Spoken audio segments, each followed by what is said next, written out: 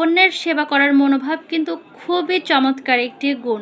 আর এই গুণটি যারা ধারণ করতে পারে তারা কিন্তু জীবনের অনেক বাজে পরিস্থিতির সাথে মোকাবেলা করে আবারও ভালো একটা অবস্থান নিজের জন্য তৈরি করতে পারে।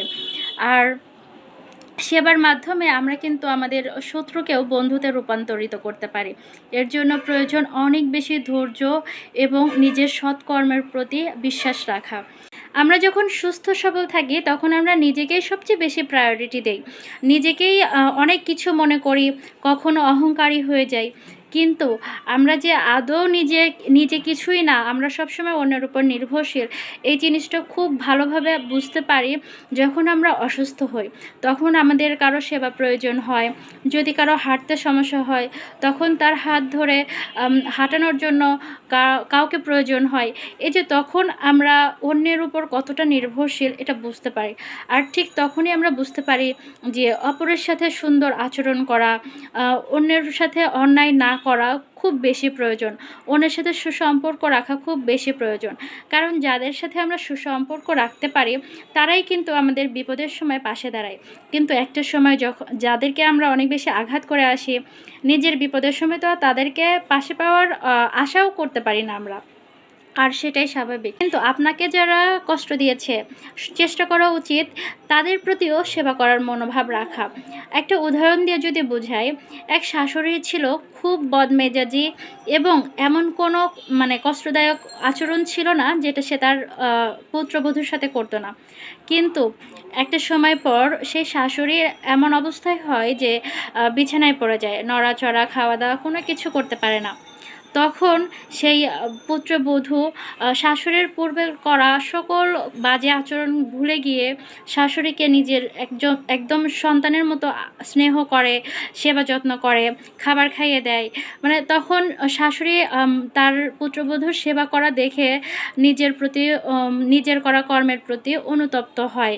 অপরাধবোধে ভুগতে থাকে যে একটা মেয়েকে আমি এত কষ্ট দিয়েছি অথচ আমার এই দুর্দিনেই সে আমাকে এভাবে সেবা করে যাচ্ছে। তো তখন তার শাশুড়ি সেই পূর্বের করা কর্মের জন্য ক্ষমা চায়।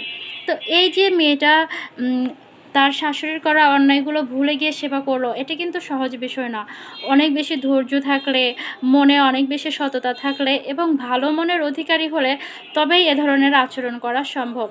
কিন্তু যারা এটা করতে পারে তারা আবার কতটা লাভবান হয় দেখেন। কারণ এই মেয়েটা এতটা ধৈর্যশীল ছিল বলেই কিন্তু ওই যে দিন শেষে তার শাশুড়ি তাকে শত্রু মনে করলেও একটা সময় পর গিয়ে বন্ধু ভাবতে শুরু করে। তাহলে এই সেবা করার মনোভাবটা যদি আমরা লালন করতে পারি এবং আমাদের সাথে করা অন্যায় আচরণকারী মানুষদেরকে যদি আমরা ক্ষমা করতে পারি, তাহলে আমরা শত্রুকেও বন্ধুতে রূপান্তর করতে পারি। আর এই সেবা করার মনোভাবটা সম্পর্কের জন্য খুব বেশি প্রয়োজন।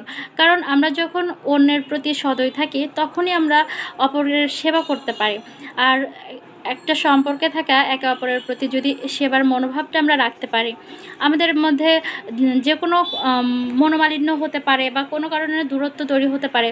কিন্তু আরেকজনের অসহায়তার সময় যদি আমরা সব ভুলে তার পাশে গিয়ে দাঁড়াতে পারি, তার শক্তি হতে পারি, তাহলে কিন্তু দিন শেষে সেই মানুষটাকেও আপন করে নেওয়া যায়। তাই আমাদের প্রয়োজন অন্যের প্রতি সেবা করার মনোভাবটা লালন করা। আর সবচেয়ে বড় কথা হলো, আমরা এই পার্থিব জীবনে যত কিছুই করি না কেন, যত রাজা বাদশাহী হয়ে যাই না কেন, আমাদের যতই ক্ষমতা থাকুক না কেন, যতই টাকা পয়সা থাকুক না কেন, একটা কঠিন বাস্তবতা হচ্ছে আমরা অন্যের উপর নির্ভরশীল। আর সেটা জন্মের শুরুতে যেমন একজন শিশু তার পিতামাতার উপর নির্ভরশীল থাকে, একইভাবে মৃত্যুর পরেও কিন্তু একটা মৃতদেহ জীবিত মানুষদের উপর নির্ভরশীল থাকে। কারণ একজন মানুষ মরে যাওয়ার পর তাকে দাফন কাফন করানোর জন্য, তার খাটিয়াটা ধরার জন্যও কিন্তু আরও অনেক মানুষের প্রয়োজন হয়। তো আমরা যদি মানুষের প্রতি এমন আচরণ করতে থাকি আমাদের ক্ষমতার প্রয়োগ ঘটিয়ে, যে কারণে মানুষ আমাদেরকে এতটা ঘৃণা করে যে আমাদেরকে শেষ বিদায়টা দিতেও তারা নারাজ, তাহলে কিন্তু আমাদের মৃতদেহ ঠিকমতো দাফন কাফনও হবে না। তো আমরা আসলে যতই ক্ষমতাবান হই না কেন, দিন শেষে আমরা অন্যের সাহায্য ছাড়া চলতে পারি না। তাই আমাদের নৈতিক গুণগুলো চর্চা করা প্রয়োজন এবং অনেক বেশি মানবিক হওয়া প্রয়োজন।